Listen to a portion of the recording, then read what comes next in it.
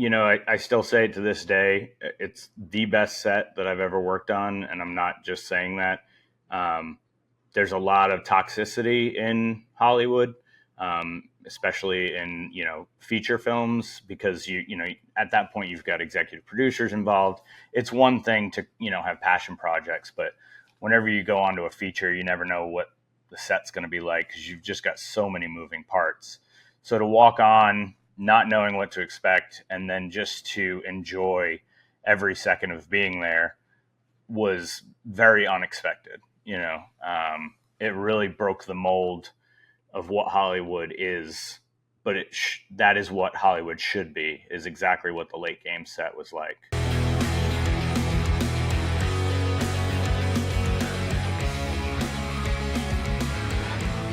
So, you having fun yet? Welcome to this episode of the Late Game Podcast. I am co-creator Jeffrey M. Zucker, and also have my co-creator Jeff Tyner here. Good to see you, sir. Likewise, looking forward to the interview that we're going to conduct that we'll get into later. But what have you been up to? How's Beer League? Beer League has been a little rough. Lost both of my Pizza Boys playoff games, which in of itself isn't the worst thing in the world, but saying goodbye to a few longtime Pizza Boys. Shout out Peter Woods, Nate Stein, a couple of my favorites. So yeah, we've got about a month off, all Pizza Boys on ice activities, so we're working to get some other hangouts. I don't know if it started out as a bit or not, but a handful of guys are going to go see Creed at Fiddler's Green on the 7th. And I was like, I'd do that to see the boys. That's a fun venue. It's outdoors, all that. But like tickets are like bare minimum, like $150. And I think like most are in the 200 plus range. And I'm like, that's too expensive of a bit for me. I'd love to see the boys, but I just can't. I can't make that happen. Yeah, like what's your threshold? Like $20? I think I could have gone to like 50, I think, but this could change your thoughts. The other band on the ticket, I'm pretty sure, is Three Doors Down. I know you're a big Three Doors Down head, so maybe that would get you out there. I mean, I was a fan in the day. I mean, it's been a long time since I've seen them live. So, I mean, that's a fun venue. I went one time with you. I think it was to see Hootie. Is that who we saw there? Yeah. Yeah, so, I mean, it's a fun venue, but yeah, I could never, even $50. I feel like if I saw a ticket for $50, then you get into the fees and all that stuff, and it'd be $80, $90. And I was like, even that's a bridge too far for me. But I wish the boys a good time. Yes, I hope they enjoy it. Sad to hear of the departures, especially Nate, as I've hung out with him a few times. A wonderful man. He will be sorely missed by the greater hockey community of the area as well. 100%. He's one of my most consistent pregame smoke boys. Basically, it's just him and other buddy Johnny O. So that's a hit to me. I mean, yeah, Nate's been one of my faves, but he is efforting to make it a short-term move. He's moving out to Vermont for work, and I think he's hoping to make his way back. So hopefully not the end of the road for Nate and the Pizza Boys. Fingers crossed on that one. And yeah, the Canned Hams were playing at the same time as you, and I had a bunch of stuff going on. Ended up getting really busy, deciding last minute not to join the boys. So apologies if any of them are listening, but just couldn't make it jive with my life that evening. Was sad to not play, but excited to play tomorrow at our Friday skate. Always my favorite. Yeah, Reese told me it was a rough game. Oh yeah, I looked it up. I saw we lost. So 5-4. Oh man, he made it seem like it was 9-1 or something. That's not too bad. Yeah, I mean, who knows what story's behind that 5-4, but it very much depends if it was a back and forth affair, if we were up 5-0. Does it look like we don't have to go into details of how stupid Big Bear is, but are we going to be on the same team with the Canned Hams? Big Bear Yellow or whatever? Probably. Yeah, not many of our Seal brethren have been signing up, unfortunately. We could do a lot worse than the Canned Hams, though. They're a very welcoming bunch. Agreed. But I do miss the Seals vibe. I mean, It's a little disappointing how few have stepped up. Yeah, we're going to have to try putting pressure on one more time, see what happens. I'm going to have to make some cold calls, Cold calls, I like it. shake things up. Yeah, so we have a playoff game, though, I think, this Monday. I think it's like a 10 o'clock for the Hams. On brand for us. That's fun. I'll be there. Yeah, yeah. Oh, yeah, and of course, even on Labor Day, Big Bear doesn't care about holidays ever. Yeah. I didn't even think about that part of it, but I'm never doing anything on a holiday because I don't feel like putting up with crowds. So it doesn't affect me much. But that is funny. Yeah, I'm curious to see how our attendance will be, but maybe it will more greatly affect our opponents. Yeah, we'll see how it goes.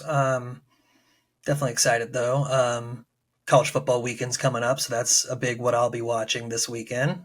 My South Carolina Gamecocks are our boys within the late game. All of our Clemson Tiger friends, they've got a big game against Georgia, so I'll probably be watching that. North Dakota State, a 2A school, FCS school, playing Deion Sanders' Colorado team tonight. Excited to see that one too. Deion's done a really good job of becoming the villain of college football. So, like him or hate him, I bet you a lot of people are going to watch that game tonight. So, I'm excited to see if there will be any drama. Yeah, it should be interesting. I know, it started off hot last year, fell off. The whole vibe kind of came down. I know things changed a lot. I hadn't followed it very closely, but I have been following it more than I would another college football program, not being a big football guy. Yeah, I think that's like kind of been the counter argument to a lot, but there's been a lot of not great stuff coming out of there. Culture, just stuff happening on there. We don't have to make it about that, but it's I will be watching nonetheless. Yeah. Nice. Well, it's exciting for the college football peeps because there's a lot of them. And I wanted to bring up that Late Game Breaks with Tyler has been going really well. We've done, I believe, 3 streams. Tonight will be stream number 4. It'll be before this group has listened. So, check out on Late Game Breaks on Whatnot if you want to see when we're streaming next. But come hang out with Tyler. I hang out in the chat a lot. We've got other people from the Late Game, Sean Shapiro, that are popping in there selling awesome cards. It is late night for the late game. That's at least how we're starting this out. And so Tyler's usually been getting on, at least Tuesday, Thursdays. We're probably going to pick a third night around like 12:45 a.m. Easternish, so 9:45 p.m. Pacific. And it's been a good time, and it's been a fun way to build community. Yeah, I hope to be there one of these. I wanted to last week and I fell asleep, so I hope to stay awake long enough for one. I love the concept of what we're doing. I love that Tyler's fitting in this time frame to his life, and I love that there's people sticking around and like wanting to be part of it. But it is crushing my personal sleep schedule horribly. Like last Thursday night, I was up till 2 something, and then we played hockey at 8. That was tough. So all 3 of them I've been in for more time than I intended. And because I like, I know it's late. It's like I'm trying to tell myself I have to go to sleep. So for tonight's, I'm going to try to just have a very brief appearance. We'll see how it goes. Fingers crossed for your sleep schedule. Yes, but it's addicting though. I mean, I'm, just really, I've gotten deep into this card thing, both, from a personal perspective, from a business perspective, learning a lot about it. But as a business person, as an entrepreneur, I am enjoying being on the other side of this, the breaks. And like, it's just been a lot of like communicating with Tyler while he's on, because he's really busy while he's on. It's just like, oh, what can I help you with? Like, we got an offer for these 3 teams. Like, will you do some math? Like stuff like that. And it's more fun to me than participating in a break, which is also fun. That's fun. I like to hear it. I know Tyler's going to crush it. I'm glad to hear he's having some early success. I can't wait to see him in action. Yeah, and it's a fun way to kind of get to meet Tyler in a way, because you do get to talk to him in the chat, and we get to talk about the movie. I know we dug in a lot on the first one into the movie and to working with RA and stuff like that. So anytime you pop in the chat and you want to talk about the movie, we're always about it. Hell yeah. And speaking of late game breaks, you can buy some of our merch through those as well, unless you want to head over to thelategame.com and check out our store. The hats have started to move a little bit, so get yours while you can. Yeah, a lot of good stuff. I gave Woody, he's a bit Minnesota guy, Vikings fan. I feel like we're hitting a lot of these lately. People who are Vikings fans and also want the Polly's hat. So that was a going away present for him. He was stoked. Pizza Boys they took notice that it wasn't a run of the mill cheap hat, that there was some quality to it. So I think we're gonna get some Pizza Boy orders soon, if nothing else. Yeah, that's one of the things about getting the hats out in the wild first is like everybody loves these hats from Gitch Sportswear, and they're awesome. I'm a big fan, and our buddy Josh at Hockey Cards Gong Show podcast rocked it on a Fanatics show the other day, and he's a Vikings guy as well, so that's always a double plus for those guys. Yeah, I saw that clip. That was cool of him to shout us out. Yeah, I love that. And so yeah, get your hands on the hats. We're still figuring out some other merch stuff that'll be coming up. Another check-ins on the movie. We've got, September 10th when we'll be out in Canada on Apple TV for rent and purchase. We'll also still be on Prime in the US. We'll be on Apple in the US, Fandango at home, in demand. So a lot more places to find the late game coming up September 10th. And then to celebrate on September 12th, we've got the Canadian release party that we're doing in the Toronto area at the Scotiabank Pond in Downsview Park. And we're really excited about that. Zach Bell is going to be joining us, who plays Casey in the movie, Always Hockey online, and have some other surprise guests that we're working on. And the two of us will be there. So hopefully it'll be a great event. And we love going to the pond. Yeah, Scotiabank Pond, super awesome spot. Pony Box, do they call it Pony Box Pub? It's a great spot. It'll be a really good vibe. Was that North York? So we frequent the area at least once a year. So it'll be nice to make another trip where we don't have to lug our gear around. So I think we will be on the ice a little bit, but we're not bringing the full gear. So I'm very, very pumped for it. Yeah, awesome. That should be a fun trip. And then Tyler is joining us there, and he's going to fly down to Stamford, Connecticut for the trading card show. Sorry, Dan, I don't remember what it's called. National. It's not the national one. We'll put it in the show notes what show it is, but we're going to be there with SkolnSteel, hawking some cards, some merch, hanging out. So I'm sad that I can't make it there. It sounds like a fun one. But it'll be a busy September for us. And then, the next thing on the agenda will be the Hockey Unlimited golf tournament here in the area in Parker, Colorado on September 30th. So check out hockeyunlimited.org if you want to join us at the tournament. So yeah, a lot of big stuff on the horizon. That sounds like a lot of fun. Yeah, excited to dig in, get this thing out there in Canada. Hopefully the hockey fans there like it as much as the ones that have had the chance to see it here. And lots of people watching it here. We appreciate that. What have you been watching lately? Well, so we're doing this on a Thursday. So last night, Megan noticed I'm plugging it for people to know about it, not for the company. AMC A-List, if you're near an AMC theater, is pretty fucking awesome. $25 a month or whatever. You can see 3 movies a week with no restrictions. They did a re-release screening of The Batman, the Robert Pattinson one.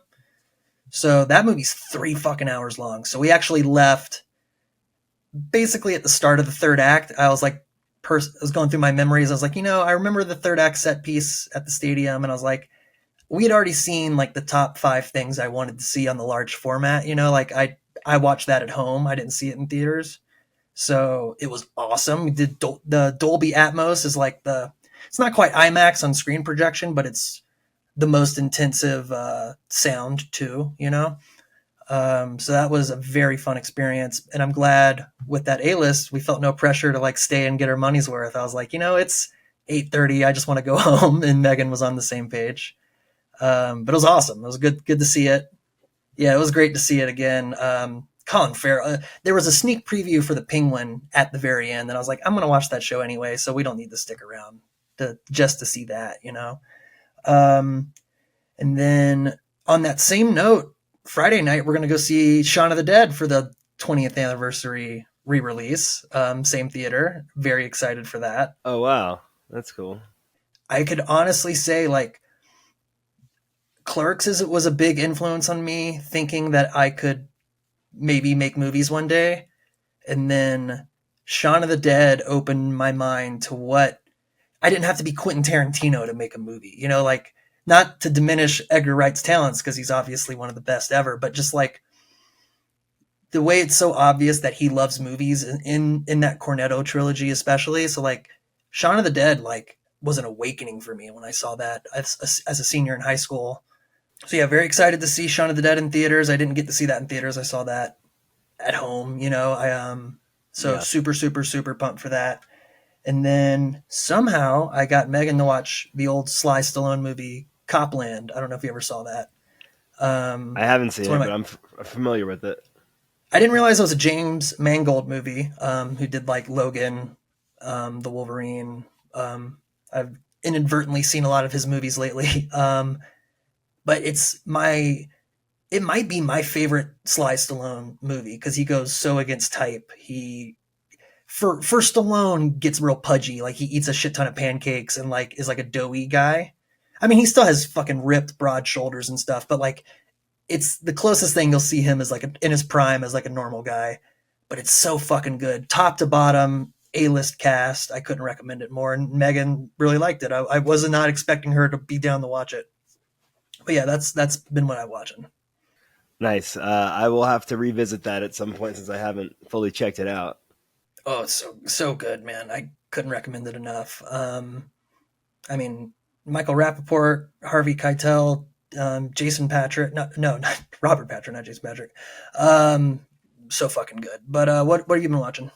Not a ton this last week, but I did realize since last week that when I mentioned the finale of Umbrella Academy, I forgot to talk about the best part of this final season, which was uh, Nick Offerman and Megan Mullally as like the couple bad guys, Gene and Gene, spelled differently.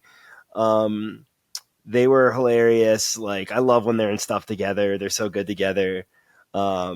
And they're kind of absurd characters, which I'm sure they really enjoyed getting to play over, 8 or 10 episodes, whatever the season was. That's awesome. Like I forget what I was watching recently, but it was a married couple in the movie, and they weren't really great together, and I think it just really highlights how great Megan Mullally and Nick Offerman's on-screen and off-screen chemistry is. You know, like that's not the easiest thing to accomplish. So it's like it's awesome to see how well they work together. Yeah, I mean, like being able to do your work together is definitely not the same as being able to have a relationship together. So it's just like it's really cool that they pull off both. And if I'm not mistaken, that's how they met. Nick Offerman was a day player on Will and Grace, and that's how they met, if I'm not mistaken. Oh wow, that does sound like a familiar story. Yeah, yeah, they're awesome. So I wanted to shout that out. Otherwise I didn't watch a ton this last week. I have been finally letting myself watch more of the last season of regular show we've talked about. I've been savoring it, but that's been a lot of fun. Always enjoy it. Yeah. Otherwise, not much. I mean, I honestly like I use using my free time if I have any to not watch a show would sometimes make me sad in the past. But lately, I've been spending a lot of that time on card breaks, and it's a little bit more expensive, unfortunately, but it is still very fun. So like, there's some things I'll put on in the background maybe on occasion when I'm breaking, but then I just like I'm keeping up with Sunny. I think there's like 2 episodes left in the season, and I haven't been doing a ton else since a couple other things ended. So we'll see how that goes. Knowing you the way I do, it makes perfect sense because you can have a more active role in card breaking versus just like surrendering yourself to a medium and just simply watching. Like, so I think that kind of makes sense. You made me chuckle when you mentioned that last season of regular show. I still haven't even started it, nor have I seen the regular show movie, but it's such a good comfort viewing show. And I remember not one of the last times I tried to watch it, but like maybe it subconsciously led to me falling off, like rewatching it the way I rewatch other stuff. Is I remember I was getting over a breakup and I was like at a really down in the dumps, and I was like, I'm gonna watch regular show because that's like a warm, like that'll be an easy viewing. And like the whole thing is, it's one of the episodes where Mordecai is like dumped by It's a Mordecai Margaret episode or a Mordecai CJ episode. Yeah. One of those, and it's just like I couldn't have more identified. Like it couldn't have been a worse pairing at that time. Of just like I was Mordecai watching it, and just like it didn't help then, but it's such a good show. Oh my god, I love it. I love Mordecai, JG Quintel. It really, you introduced me to it, and I'm very glad that you did. What blew my mind the other day, I think it was when you were telling me that you were watching more of the last season, is what got me on that show was like my now 17-year-old nephew loved it when he was like 7 or 8 or some shit, like talk about time flying, like, oh man. And yeah, just time flies, man. He's a big old boy now. Yeah, it really is nuts. And I'm excited to watch the rest of it. I think I still got a few like specials and stuff too, in addition to my handful of episodes remaining. And excited, I mentioned earlier, to get going with this interview. We're talking to Corey Connor, who was the medic and the drone operator on our set. He's worked on some incredible projects. Such a great dude. Yeah, I'm excited to have him on. Same. Like you said, joined midway through the shoot, or at least a few days into it.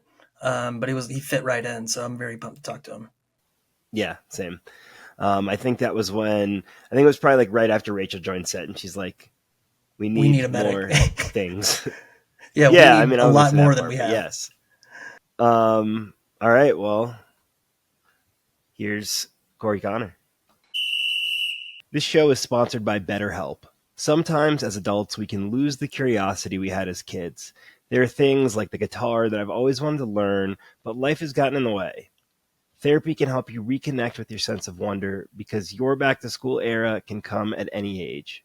Therapy has been tremendously beneficial for me, and I think can help most people, traumatized or not, be the best versions of themselves. If you're thinking of starting therapy, try BetterHelp. It's online, convenient, and flexible with your schedule. Rediscover your curiosity with BetterHelp. Visit betterhelp.com/THPN today to get 10% off your first month. That's BetterHelp, HELP.com/THPN. Corey, how you been? I'm good. How have you guys been? Good, man. It's great to see you. I wish we got to work together like on the movie more. Honestly, I miss it. Still one of the best sets I've ever worked on. So, yeah, definitely. Yeah. And you've worked on some cool sets. So, on ours, you were the medic and the drone operator.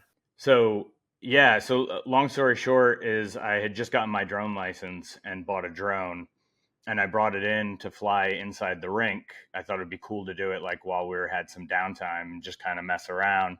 And then Jeff Van Gerwen saw the footage because people were looking at it and was like, "Oh, we should definitely do some shots with that." So it was kind of just an aside thing. I just brought it in to mess around with it because I was excited that I got a new drone and had just gotten my license, and it just worked out well that I ended up the drone op as well.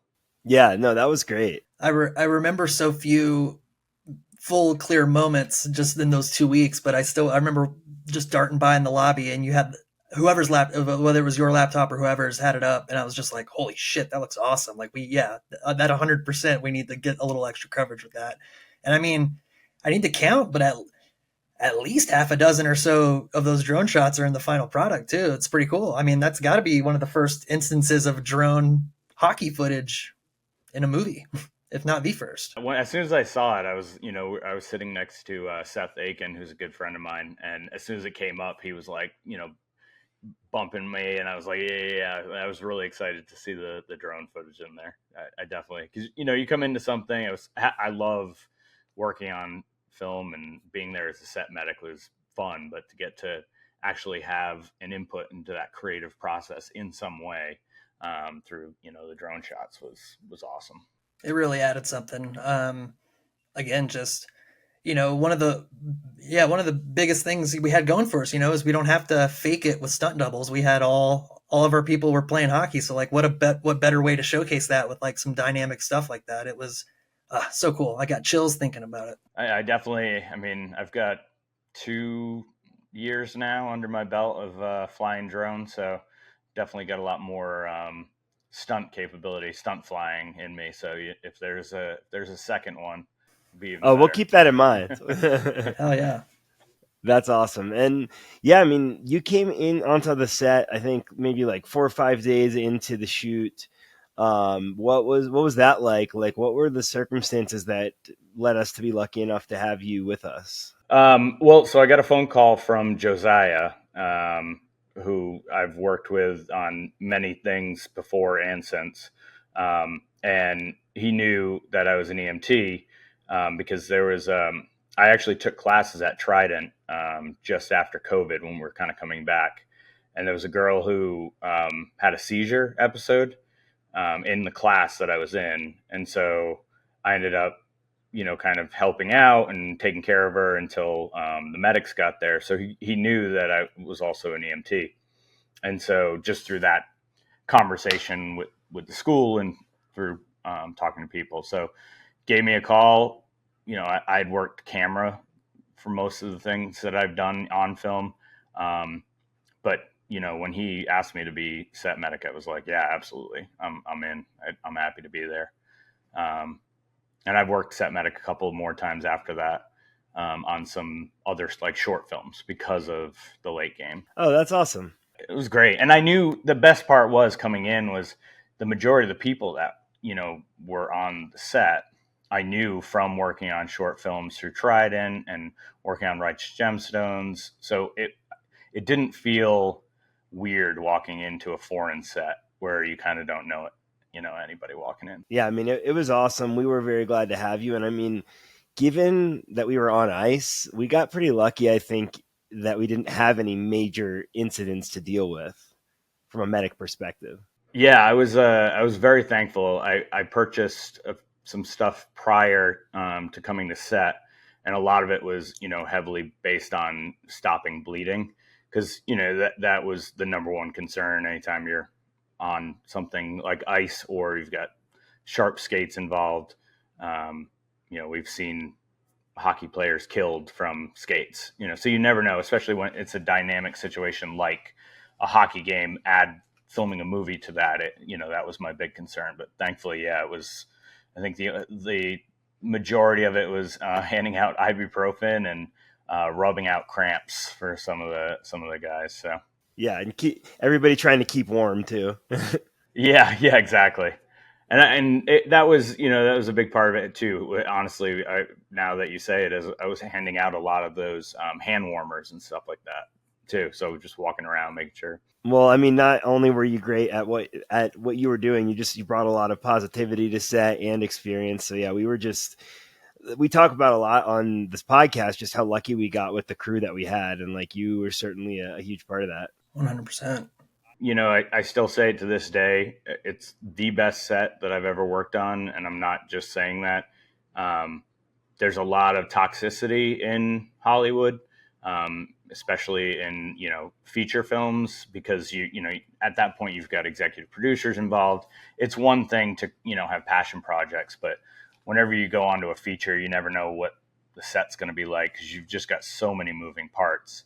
So to walk on not knowing what to expect and then just to enjoy every second of being there was very unexpected. It really broke the mold of what Hollywood is, but that is what Hollywood should be, is exactly what the late game set was like. That's a really, really, really nice way to put it. Thank you. Yeah, definitely. I think too, I mean, you guys kind of were executive producers as well.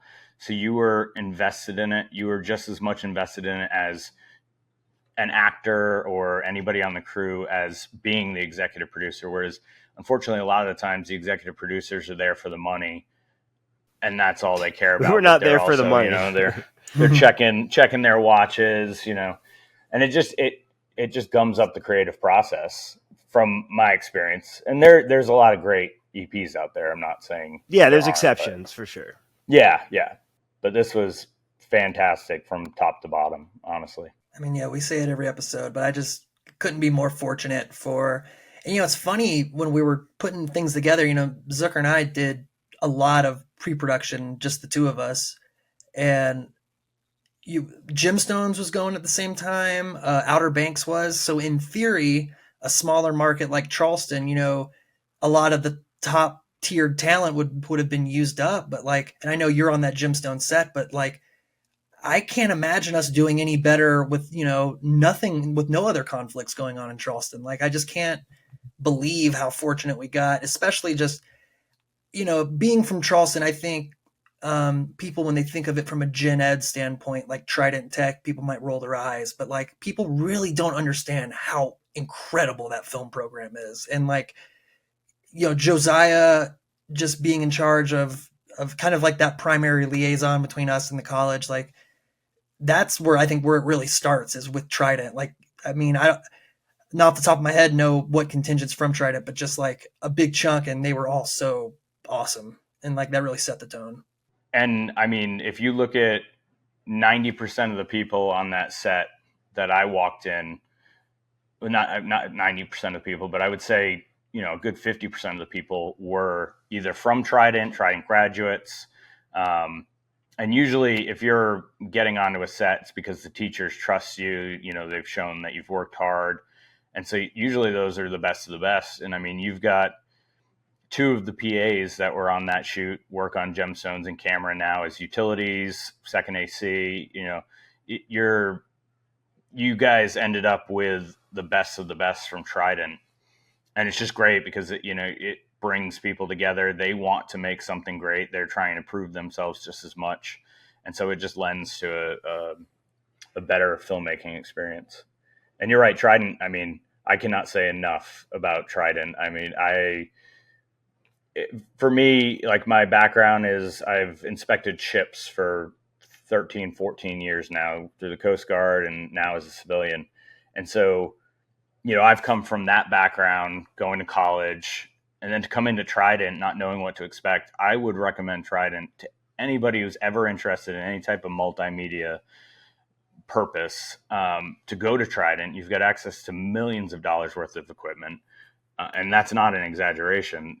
And it's just such a great program. I can't say enough about it. I've been very fortunate to fall into to Trident. Yeah, I was on the graphic design. I got a 2 year in digital media and graphic design back in the day, and I did a video editing class, which was what got me on the film. I was like, oh, I can't, because I can't draw, and that's a pretty bad leg down on competition if you're going into graphic design. But I did a video editing class that back then was Final Cut Pro 7, but it was like, holy shit, I can do this, because you have to get critiqued on all your projects, so it sucks when you suck. But with the video editing, it's just I was like, oh man, this is awesome. And I wish I just would have stayed at Trident. I went off to Bowling Green and did film production there. It was as much about getting out of just getting a new change of scenery, but in terms of just the actual facilities and education, I mean, the graphic design program is great too. They don't get enough credit, for sure. Well, and to that point too, it's a part of film is there's so many different options. I'm very ADHD, so I love trying just about everything out there. I mean, I just finished a short film script that I've been writing. I directed photography on a Charleston GI commercial. I'm doing all these different things within the film industry, and I never lose interest in it because there's always something to do. If I get bored with one department, I'm ready to take a job from the other. And Trident allows you the opportunity to try all of it, and you're right. It's just such a great aspect of it. Yeah, shout out to everyone there. Agreed. Yeah. And they're awesome. And I'm glad that we've been able to be benefactors of how great the program has become. And we've seen a lot of other film come to Charleston, and I'm sure having Trident there is a huge boon to that. Tell me about some of the other productions that you've worked on in the area. So we did actually just right after this film came out, or we wrapped on The Late Game.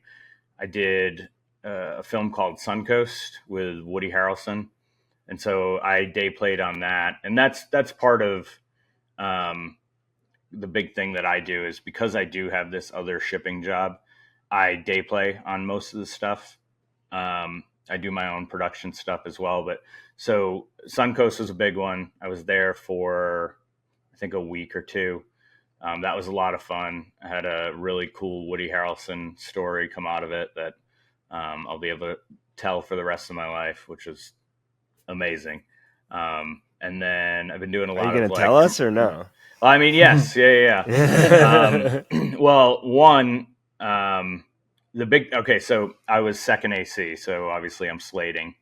And Woody likes people to like make him laugh while slating. So he'll come up with, he'll say food group. So if it's scene 109 alpha, you need to come up with a food that starts with A. So I got up and I slated, and now we were doing a shot. It was a vigil for Terry Schiavo, because it was kind of a flashback to the film, was a flashback to that time period. And so she just passes away, and we're filming the vigil for her. And so I get up there and I go, 109 arugula mark, and I mark, and he just starts dying laughing because it was goofy. At that point we had been filming for like 12 hours. Everybody was just giggly. It was a night shoot because it had to be a night vigil. So I walk over and the first AD turns to me and he goes, "Hey, the producers asked you to stop making Woody laugh. It's a serious scene. They don't want him laughing." So I'm like, okay, like I get it, but also Woody Harrelson is telling me to make him laugh on set. And I have a video of this whole thing, and I as soon as I slated it, he starts dying laughing, and he goes, "He's sure bringing his A game tonight." And so on the next one, I went back to saying alpha on the take. So it was like take 2, 109 alpha, take 2, and he turns, he goes, "Alpha, alpha," and he goes, "Who hurt you?" I swear to God, he turns me dead in the eye. He goes, "Who hurt you?" And I was like, he goes, "I'll take care of it." On the next take, I was able to go back to changing the name to food groups because it was, it was his set. He wanted us to run it the way it was, but it was just a lot of fun because it was, he's fun to work with, and it's something I never would have imagined ever happening 4 years ago. It's so awesome to hear someone who's worked that long and is not cynical or grouch about it, like still enjoys going to work every day. Like that's so endearing to hear. I love that. Yeah, he's very humble, like just walks around. I mean, he went to the rap party, was hanging out with everybody. He was smoking weed with everybody. I can't because I'm still in the Coast Guard Reserves, but I wish. That would have been another great story to tell. But just to be there was cool.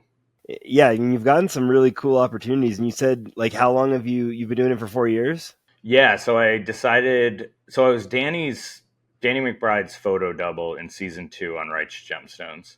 That had been the first time I'd ever been on a professional set before. What a cool thing to start with. I know. It's just such like a.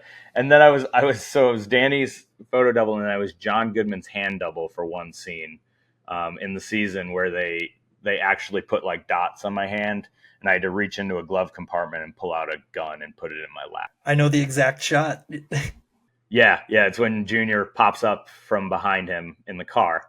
So that's my hand reaching into the glove compartment and putting it into my lap. So I got to do that. That was fun. The blood slipping in the house, in the cabin. When you see which is a crazy scene. It's me. That's me slipping in the blood. Dude, hell yeah. So yeah, it was, I fell in love with film, and I loved to act, but I also wanted to be behind the camera. I used to make short films as a kid on my mom's VHS. Second I saw the Lord of the Rings, I knew this is what I would love to do. I just didn't, go that route, but I was able to kind of come full circle and at least do it part-time, pretty much since 2020, going to school digitally, and then actually doing some in-class work as well. So yeah, it's been a weird curve. With the McBride stand-in stuff, is that like, are you like answering a specific call, or is it like, how does that process go to get to that point? I'm curious. So there's this website called Tona Dalquist, and she kind of does all of the local casting, and they'll put out a casting call for they're looking for people that fit certain dimensions, but they don't say who. I didn't know about this website until I was talking to a guy. I had a U.S. Coast Guard shirt on because I was coming from the Coast Guard, and he pulled me to the side. He's like, "Oh, are you Coast Guard?" And he was Coast Guard Auxiliary. Well, he was one of the crew members, one of the casting directors, or somebody on the show. And I was talking to him and telling him, "Oh yeah, that would be so cool to do." And he referred me to the website, and they were looking for somebody that was exactly my dimensions. So I sent, a headshot and a full body photo over, and they said, "Sounds good. You may get an email." And then all of a sudden, I get an email saying, checking availability to double for Jesse. And I had not seen the show at that point, and I love Danny McBride. I just had not seen the show, so I didn't know Danny was Jesse until I actually Googled who was Jesse on the show, and I was like, "Holy shit!" I was like, "This is surreal." I'll never forget. I was watching "Forgetting Sarah Marshall" on a Tinder date, and when I got the email, but yeah, it's pretty wild. Specifically for the Tinder date, that's a hell of a brag. Yeah. Yeah. Oh yeah, exactly, right.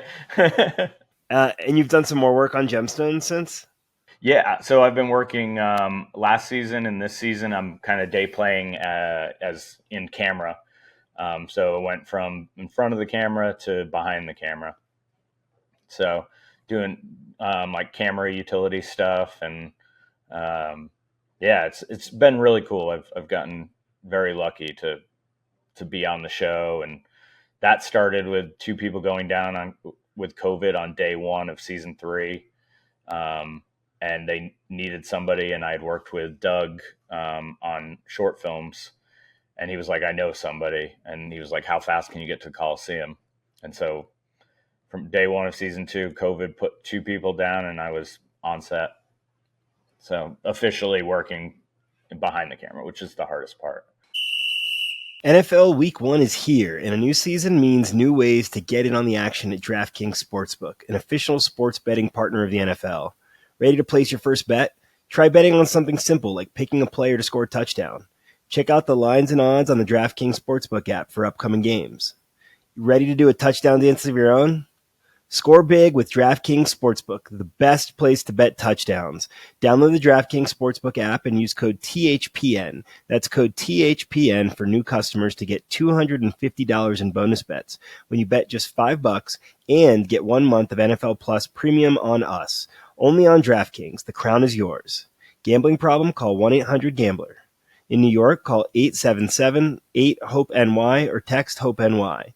467-369. In Connecticut, help is available for problem gambling. Call 888-789-7777 or visit ccpg.org. Please play responsibly. On behalf of Boot Hill Casino and Resort, Kansas, 21 plus age and eligibility varies by jurisdiction. Void in New Hampshire, Oregon, and Ontario. Bonus bets expire 168 hours after issuance. For additional terms and responsible gaming resources, see dkng.co/ftball.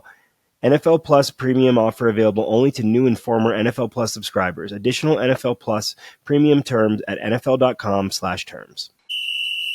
Yeah, that's awesome. I mean, we're both big fans of McBride and his team, the Rough House guys. They've done a lot for the Charleston film community as well. So, I mean, it's just an honor to even have a mutual colleague. Yeah, I'm so fortunate. I mean, I can't express enough. Like, I went through a divorce 7 years ago now. Was getting ready to move out of Charleston. I was pretty much a week away from making a decision. Joined a kickball group, made tons of friends, stayed in Charleston, and then all of a sudden just kind of found film. If you had told me this was going to be my life 7 years ago, I would have told you you're crazy, because it's the polar opposite of anything I ever expected. I've been really incredibly lucky. That's so cool to hear. Like, yeah. I remember being like in my 20s, early 20s, late teens, being like way too focused on like how your 20s are supposed to go, like I got to do XYZ, get this kind of a job, and it's fun to realize. I mean, I would have never guessed at, 34 years old making a movie, like it didn't seem like that was remotely a chance. So I just, it's just awesome how things work out. Just keep plugging away. It is, if you're passionate about it and you enjoy it, and I think that's a testament to the way that the set was run. When you've got people who are passionate but not so passionate that their passion gets in the way of the creative process. Yeah, just I think that's a testament to you guys not getting in the way of the creative process, but at the same time being a part of the creative process and letting it happen. Because I think that's the hardest part of film with anybody who writes or directs something is you want to take the reins for everything because it's, your baby. And a lot of the times that does happen. And then you get an M. Night Shyamalan film. And that is the truth is, he funds it, he directs it, he puts his daughters in it. Are you talking? Have you seen Trap? I'm talking about Trapped. Yeah. Yeah, we talked about it on the pod last week. Yeah, I aired out a lot of my beef with Trap. So I've listened to a podcast on it. I haven't seen it yet, but I've heard horror. M. Night Shyamalan has just been fail after fail lately, I feel. But I'm the sucker that keeps buying tickets. Just in the hopes, Right. But it's become a trope. So now it's, you get to see it and see the train wreck. I was definitely worried that I would get that way on set, having been the writer and being the director of like, no, I need you, like, because I don't want to be the kind of director who just like gives people line readings of how I want it, because that's not a fun way to define something, like, and I'm glad that was not, I don't know, I'm glad I could let go like that, because I don't even know how much of the scripted movie is actually in the end of it, but so much of that improv of just, we found so many things in the scenes working through it together. And that's, there's probably a way to be a little more focused than the way we did it, but the collaborative part of that is what makes it so fun. But you know what, too, there has to be that aspect of that fun. There can be organized chaos and you lock in when you need to, but you're going to attract more flies with honey. It's having a good, we call it command climate in the military, is, having that good, just good set life and enjoying the people you're around and enjoying the work that you're doing is only going to increase the final product. It's going to only benefit it because you want to make that product great. And I think that's why for me, like this was so much fun. I mean, I have a video on my phone. It was like 1:37 a.m. and we had just wrapped. And it's like all of us out on the ice, just like running and sliding around on the ice. Guys with hockey sticks and helmets, beers and helmets. Yeah, beers in our hand. And it was just, that was the atmosphere. It was 1:37 a.m. and it wasn't like, all right, we're wrapped, I'll see you tomorrow. It was, no, we wanted to hang out. We wanted to, talk. It was the best. It was, Yeah. And I agree. I mean, everybody works harder when they care about it and they like the people. And so we got, whatever fortunate combined with things we were doing, etc. Like it really worked out in that regard. And like, that's why, like, for those couple overnight shoots, everybody was cool. Yeah. I didn't hear anybody complaining other than the cold. That was about it. So, and thank you to you guys for creating that atmosphere, No, absolutely, man. And excited to hopefully work with you again sometime. And, I'm curious, do you have any projects in the works that you're excited about, or, anything else in the industry? So 2 personal projects of mine right now. I've been doing a documentary about kickball in Charleston, because there's over 1,000 people who play at any given time. There's like 9,000 to 12,000 registrations a year through the multiple seasons, and kickball changed my life. I wouldn't be here in Charleston without it. And so it's kind of goes through I've been to weddings, but I've also been to funerals of people. And so it kind of follows that arc of kickball. I've been doing that. I think I've got 20 something interviews done now. But it's just kind of, paid projects get in the way. So it's just a passion project. That sounds great. Just on that one, like I think, it's relates to our movie in that like rec sports is like a great outlet for adults and helps them meet people, helps them take their mind off of life. Yeah. I mean, it's been 5 years and I'm still playing 2 or 3 days a week. It's a competitive kickball league. It fills that need for that competition, but yeah.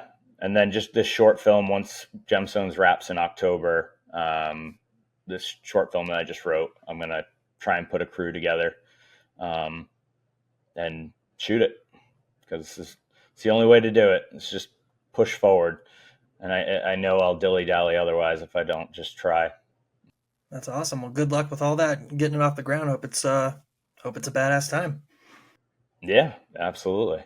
Yeah, I like the attitude. Just go out and do it. That's what we tend to do. And whether things go as perfectly as you want them to or not, you learn a ton just doing. So yeah, and I mean that film turned out great. We all weren't sure how it was going to come together because it's such. I can't imagine the editing.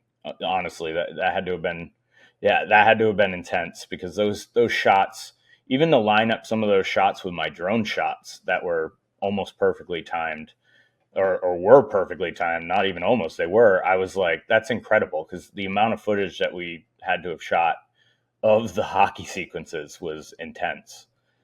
Yeah, that was definitely the most serious undertaking, because like I think I would, if you would have asked me what my skill set is going into making that movie, I would have said editing is probably my strongest area. But there's nothing can prepare you like for that much volume of data, but until just doing it. That was great editing. It was tight. Like there weren't any real like hang times. It was just very, very well put together.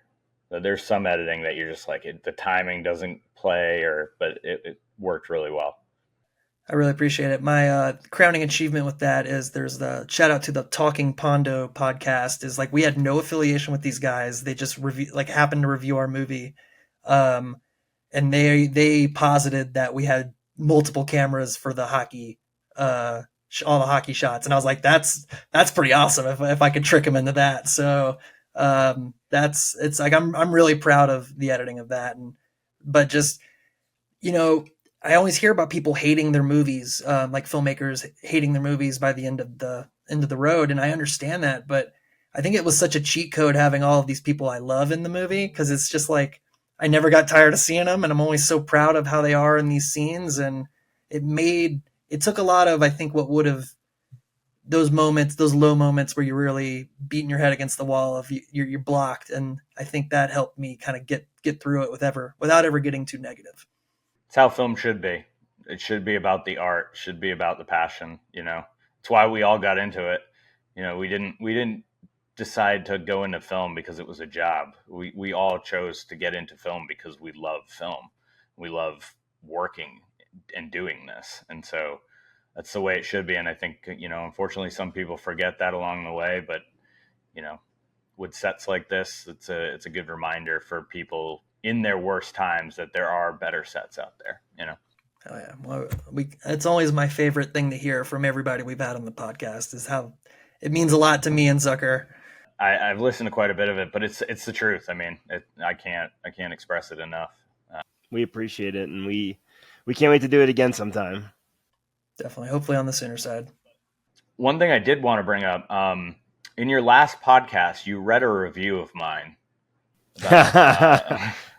About, the YouTube comment, that was you? Yeah. Oh boy. Hopefully we can face off with him soon. That's great. Oh man, that was amazing. That was people are just so stupid. Right, I don't get it. Yeah, so silly to say it's one of the best movies, but now we found out you consume cannabis, so it's not anymore. Yep. But I was reading one too that said something like it was like this movie is awful. First off, it really conveys beer league hockey accurately, and that's how it starts off. And I'm like, that's the whole point of this entire film. It's a 3-act first period, second period, third period movie about beer league hockey. I don't know what else. Like, it's a comedy. Yeah, there's another 1-star out there that's like, I got tricked into watching a beer league hockey movie. And it's like, well, the synopsis is one sentence and it explicitly mentions a beer league hockey game. So I don't know what else to tell you at that point. Yeah, those are just curmudgeons that are going to complain no matter what. It's like people that come into our movie either not expecting anything or just like wanting a simple slice of life walk out really happy. If you're coming in expecting miracle, we don't have that kind of drama. Right. It's like a 90s like Clerks, it's that type of movie where it's easy to digest, it's enjoyable. It doesn't take a genius to walk in and have to figure it out like Interstellar. People don't want that. There's a reason why those films like Dogma and Clerks and Kevin Smith movies work, is because they're entertaining. There's a great story and they're entertaining, and I think this is, very much that. It reminded me of watching the Mighty Ducks as a kid. Just not the same movie, but just connecting the two hockey things, and it felt kind of like one of those early movies. Just the way it was very, I don't know. I just enjoyed it. So, and yeah, I mean, Mighty Ducks. Like we got our one dig in. We didn't get our pages in of digs that we wrote, but it's a very love-hate relationship, and we're actually planning to do some podcast episodes where like us and a guest each watch a hockey movie before, and then we talk about it. So we'll have to throw you on the list of potential guests for that. Yeah, I'd be happy to. And you have to remember too, I was like probably 6 when Mighty Ducks came out, so I was watching it from that that point of view. So it probably doesn't hold up to this day, but Gordon Bombay is my hero. I mean, it's like, it was made for kids in the 90s, but like our beef with it, and I can only specifically speak to myself, is like when you know hockey and you're the only kid at your school that plays hockey, and then it becomes weaponized to make fun of you. So it's like, it's a little bit of a complex for me of like, yeah, being a hockey player in South Carolina, yeah, you definitely stood out. Like for me, I took pride in like being the representative of hockey, and I the saw person that would BU play defend it BC, to the Southern people at that Frozen like Fenway. to talk shit. Yeah. I grew up in Boston, so I could definitely see that. I didn't even think of that. But growing up in South Carolina has got to be a lot different playing hockey. I went to school in Boston University, and part of that was my forever longing to be in a hockey place. Like as a kid, I was like, man, it would be so cool to live somewhere where people cared about hockey. Like I've enjoyed being the defender of hockey here, but I want to go be part of it with some place, and got to go to Boston University and watch the Terriers win the national championship, and commemorated here behind me.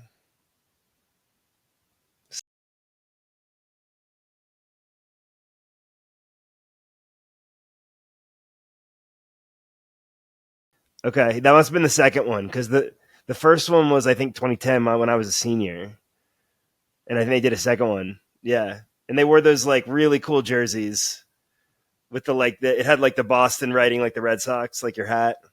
Did UMaine play UNH as well? I know that happened, but I can't remember if that was the same year. So maybe it was the second one, because I know we were there the day before the NHL game. I think the Bruins played the Rangers, if I remember correctly. Okay, yeah, and ours was like around like a different NHL game when the Bruins played the Flyers. So I think it was probably the different years, but it's such a cool experience. Fenway is such a cool place to see hockey. I got to skate there. Nice. Yeah, I can only imagine. That's got to be incredible. Yeah, and so moving into the hockey market, yeah, it's such a different experience. Even here in Denver, like I know hockey's blown up since the Avs have been here since '95, and so it's been cool to be in a place where we've got 11 rinks in driving distance. It's pretty crazy. Yeah, instead of the one down here. And what was your relationship with hockey prior? Like I know you said you grew up in Boston, but were you a hockey fan? Have you played? So I grew up playing baseball. I was a catcher, and so when I joined the Coast Guard, I got stationed in Rhode Island for my second unit, and there's this thing called the Commandant's Cup. It's a deck hockey cup for the entire Coast Guard. Units can send their people to compete. And so their goalie went down with some type of injury. And so they were looking for somebody to play. And I was like, hey, I'm a catcher. Like, I mean, I've got pretty fast reflexes. I'd be happy to like fill in. And it was kind of like just to fill in for like their practices, because, you know, it's a big deal for these guys. It's every St. Patrick's Day. And you get like 30 units from around the Coast Guard that bring people in. And so I ended up practicing with them. They asked me to actually be the permanent goalie because they couldn't find anybody. And then we won the cup the first year. I was goalie. And then the second year in 2013, I lost in the shootout in the championship. So I got juked hard. That was where not having any hockey experience screwed me. But it was a lot of fun. And I continued to play deck hockey after that for quite a bit. So that's my, yeah. If this is a dumb question, but does deck hockey mean you play on the deck of a ship, like on the water, or are you doing like, are you on land? So just running. It's not skates. Okay, not yeah, like rollerblades. Ball hockey, floor hockey, ball hockey. Gotcha. Yep. Yeah. My mind was racing. I was like, I pictured it on like an aircraft carrier or something. That's probably why they call it deck hockey, is the Coast Guard, because we call the floor the deck. I didn't even think of that, actually, now that you say that. But yeah, so that was cool. I've got photos, and yeah.